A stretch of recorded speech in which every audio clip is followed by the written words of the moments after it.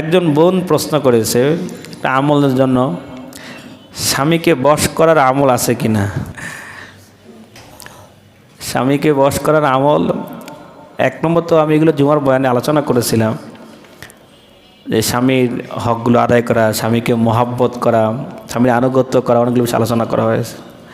যদি কোনো আমল জানতে হয় তো বুঝে গানে দিন একটা আমলের কথা বলেন, এটা ছেলের জন্য মেয়ের জন্য সবার জন্য। ইয়া ওয়াদুদু ইয়া ওয়াদুদু, আল্লাহর এই নাম জপা। ইয়া ওয়াদুদু ইয়া ওয়াদু, এটা শিখাই দিবেন।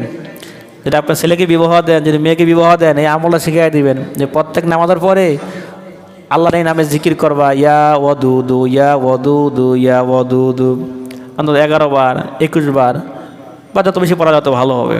ইয়া ওয়াদুদুর আমল করা, এই আমলের কারণে ইনশাআল্লাহ আল্লাহ ভিতরে মোহাব্বত তৈরি করে দিবে ইনশাআল্লাহ।